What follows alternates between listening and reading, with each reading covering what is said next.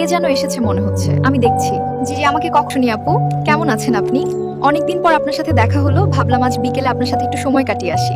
আশা করি আপনার কোনো অসুবিধা হবে না। ওয়ালাইকুম আসসালাম সুফিয়া তারা, কেমন আছো? ভালো হয়েছে তুমি এসেছো, আসো বসো, তোমার গল্প শুনবো। আমাদের এই বৈঠকখানে আরাম করে বসি, অনেকদিন তোমার সাথে কথা হয় না। তুমি এখানে আরাম করে বসো, আমি তোমার জন্য চা আর নাস্তা নিয়ে আসছি, একটু অপেক্ষা করো, আমি খুব দ্রুতই ফিরে আসছি। কি ব্যাপার সুফিয়া, মন খারাপ লাগছে কেন? আমায় সব খুলে বলো তো, কি হয়েছে? এই যে চা নাও, মনটা একটু হালকা করো, আমি তোমার কথাগুলো মন দিয়ে শুনছি। শুক্রিয়া আপু, আসলে এবারও আমার কপাল পুড়েছে। আহা, এসব বলতে নেই, তুমি চা নাস্তা খেয়ে ধীরে ধীরে বলো, সব আল্লাহর ভরসা, সবকিছু ঠিক হয়ে যাবে ইনশাআল্লাহ, আমি তো তোমার পাশেই আছি। রোশনি আপু গত সপ্তাহে পাত্রপক্ষ দেখতে এসেছিল। মাশাআল্লাহ, এটা তো ভালো খবর। মনে হয় এবারও তাদের আমাকে পছন্দ হয়নি, কোনো খোঁজ নেয়নি এরপর। মন খারাপ করো না সুফিয়া, চলো বাগানে যাই, সুন্দর হিমেল হাওয়া বইছে। রোশনি আপু, আল্লাহ যদি আমাকেও তোমার মতন সুন্দর করে বানাতেন, তাহলে যে কেউ আমাকেও পছন্দ করতো। এসব বলতে নেই সুফিয়া, আল্লাহর সৃষ্টি সবই সুন্দর, তুমিও সুন্দর মাশাআল্লাহ। তুমি কেমন করে এমন সুন্দর হও আমাকে বলবে রোশনি আপু? অবশ্যই, প্রকৃত সৌন্দর্য আসলে মনের ভেতর থেকে আসে, যা মানুষের ব্যবহারে আর হাসিতে সব সময় ফুটে ওঠে।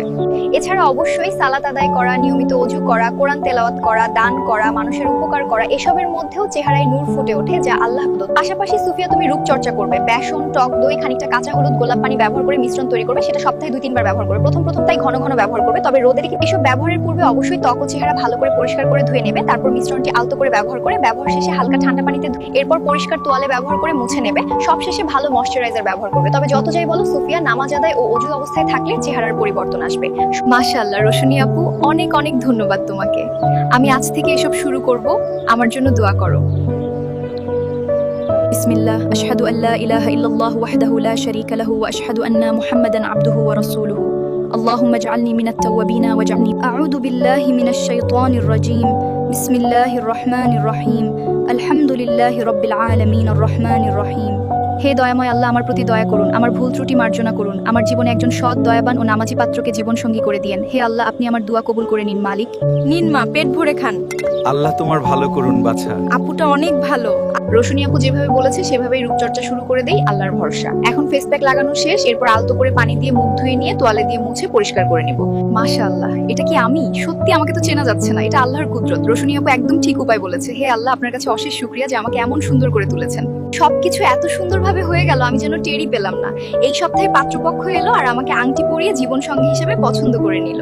আলহামদুলিল্লাহ, আল্লাহ আপনার কাছে কোটি শুকরিয়া। সত্যি আপনি তো আর রাহমানির রাহিম, ডাকার মতো ডাকলে আপনি কাউকে ফেরান না, তাই হামিদের মতো একজন ভালো পাত্রকে উপহার দিলেন। যাই রোশনি আপুর কাছে। বললাম না তোমাকে সুফিয়া, আল্লাহ রহমানুর রাহিম। হ্যাঁ রোশনি আপু, তুমি ঠিকই বলেছো, সত্যি কত সুন্দর একটি মুহূর্ত এটি, আমি যেন এখনো বিশ্বাস করতে পারছি না সবকিছু। এই দেখো রোশনি আপু, আমার বিয়ের আংটি। মাশাআল্লাহ, আলহামদুলিল্লাহ, আমি খুব খুশি হয়েছি সুফিয়া, তোমার আংটিটা সত্যি খুব সুন্দর এবং মানানসই হয়েছে। তোমাদের জন্য অনেক অনেক দোয়া রইল।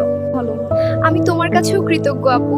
আলহামদুলিল্লাহ, আল্লাহ আমাকে তোমার মতো পবিত্র মনের প্রতিবেশী বোন দিয়েছেন, যে আমাকে সবসময় আমাকে কখনো অবজ্ঞা করেনি, সবসময় ভালো পরামর্শ দিয়ে শক্তি জুগিয়েছে। আমার জীবন যখন অন্ধকার ছিল, তুমি রোশনি হয়ে আলো ছড়িয়েছো। সত্যি তুমি আমার জন্য রোশনি আপু।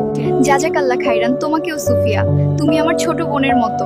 আর ভালো প্রতিবেশীর কাজ তার পাশে থাকা, এটি আল্লাহর বিধান, যা আমাদের প্রিয় নবী মোহাম্মদ সাল্লাল্লাহু শিখিয়েছেন, যে মানুষের প্রতি দয়া, ক্ষমা এবং ভালোবাসা প্রদর্শন করাই হলো ইসলামের প্রকৃত সৌন্দর্য।